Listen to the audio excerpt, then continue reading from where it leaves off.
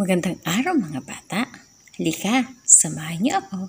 Tayo ngayon ay mag-aaral sa Arts 2. Ito ay nasasakop sa Quarter 4, Week 5.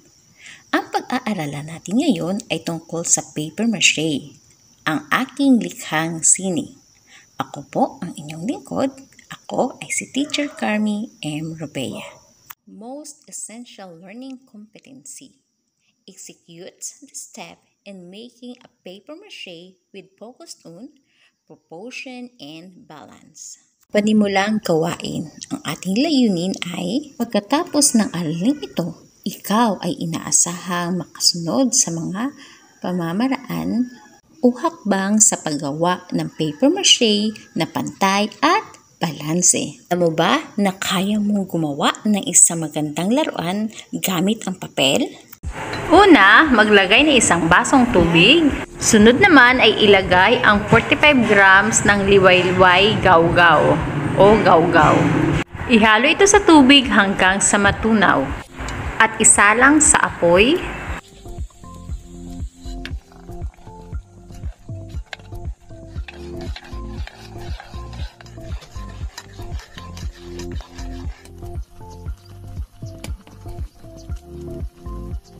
Hanguin, pagkatapos ay palamigin.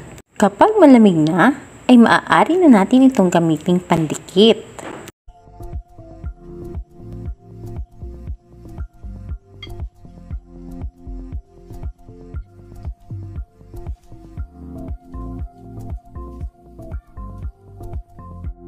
Patuyuin sa nasisikatan ng araw.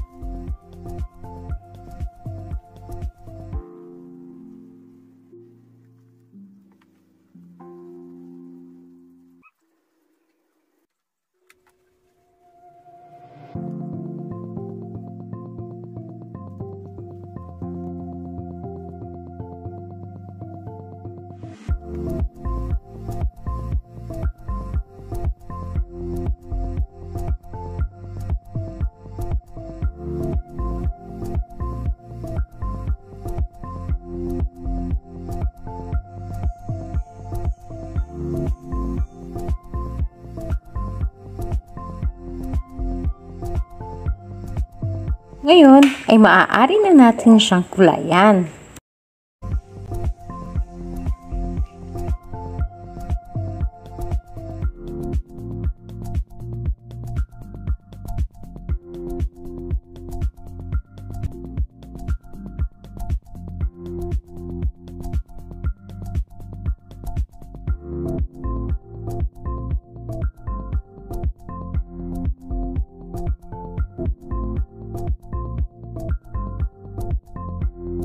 Ang paper mache ay isang katutubong sining na yari sa papel. Ang ganitong uri ng sining sa papel ay karaniwang ginagawa ng mga taga Paite, Laguna. Nakabubuo sila ng magagandang laruan sa pamamagitan ng paper mache. Kailangan nating bigyan ng pansin ang pagkakapantay o proportion at balanse ng ating ginawang dibuho upang makatayo itong mag-isa. Narito ang ibang mga halimbawa ng paper mache.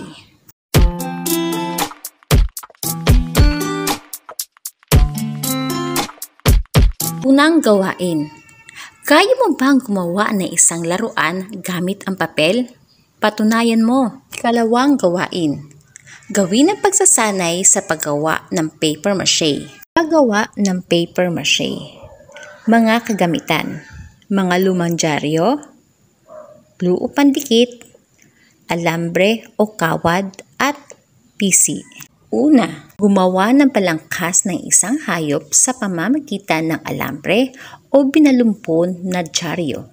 Ikalawa, halian ang bahagi ng katawan upang mapanatili ang hugis nito at patuyuin ito sa isang kahoy. Ikatlo, Punit-punitin ng maliliit ang lumang dyaryo at ibabad sa tubig ng magdamagan. Ika-4, hanguin ang ibinabad na dyaryo, pigain at pagkatapos ay dikdikin at ilagay sa isang lagayan. Ika-5, pagsamahin ang dinikdik na dyaryo at pandikit at haluin. Ika-6, balutan ng dinikdik na dyaryong may pandikit ang ginawang palangkas ng hayop at hugis ng maayos at makinis. Ika-7, patuyuin ito sa araw sa loob ng 2 araw at pinturahan ito sa kulay na gusto mo.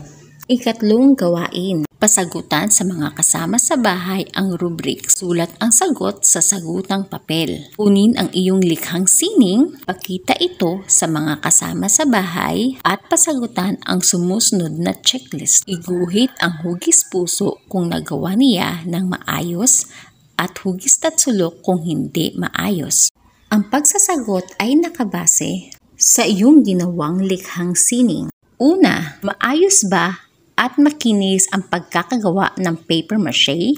Pangalawa, naging matiyaga ba siya sa pagsunod sa mga pamamaraan ng paggawa ng paper mache? Pangatlo, ibigan mo ba ang ginawa niyang paper mache? Pang-apat, napanatili ba niyang malinis ang paligid habang siya ay gumagawa? Ika-5, nakaramdam ka ba ng kasiyahan sa kanyang ginawang likhang sining? Tayahin. Basahin ang mga pangungusap. Isulat ang titik na mga pamamaraan na dapat sundin sa paggawa ng paper mache. Isulat ito sa inyong sagutang papel. Unang bilang. Anong likhang sining ang binubuo na mga piraso ng pinagsama-samang papel? A. Printing. B. Paper mache. C. Overlapping. And D. Origami. At ang tamang sagot ay magaling. Letrang B. Paper mache. 2 bilang. Ano ang huling paraan sa paggawa ng paper mache? A. Kulayan gamit ang pintura. B. Ihanda ang mga materyales sa paggawa. C. Ibilad sa araw. At letter D. Magpunit ng papel. Ang tamang sagot ay mahusay. Titik A. Ika-3 bilang. Gaano katagal ibinibilad sa araw ang ginagawang paper mache? A. 2 minuto. B. 2 oras. C. 2 araw. D. 2 buwan. Ang tamang sagot ay letrang C. 2 araw. Ika-4 na bilang. Ano ang bagay ang ginagamit na pandikit sa paggawa ng paper mache? A. Scotch tape. B. Glue at tubig. C. Mumo. D. Rugby. Ang tamang sagot ay letrang B. Ika-5 bilang. Ano ang nagsisilbing hulmahan o hugis ng hayop sa paggawa ng paper mache? A. Plastic. B. Semento. C. Banga. At D. Kawad o kawayan. Ang tamang sagot ay letrang D. Magaling!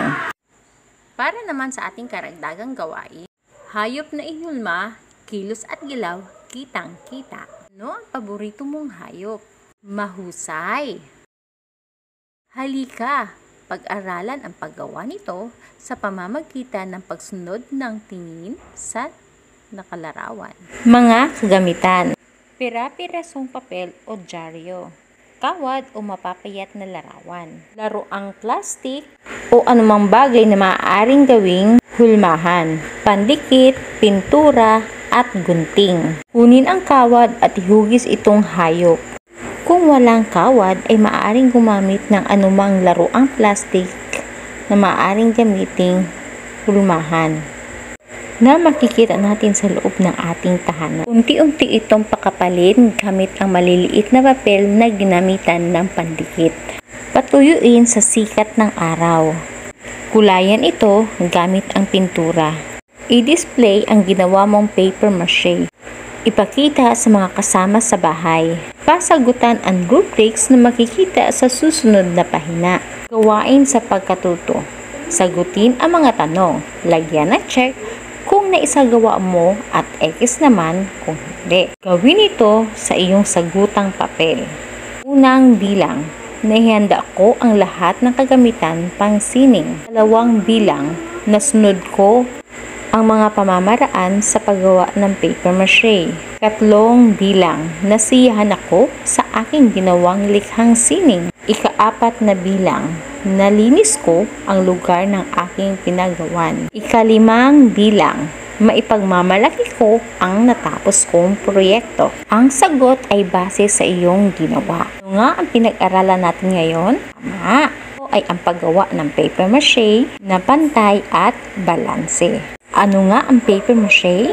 Ang paper mache ay isang katutubong sining na yari sa papel. Ang ganitong uri ng sining sa papel ay karaniwang ginagawa ng mga taga Paete, Laguna. Kailangan nating bigyan ng pansin ang pagkakapantay o proportion at balanse ng ating ginawang dibuho upang makatayo itong mag-isa.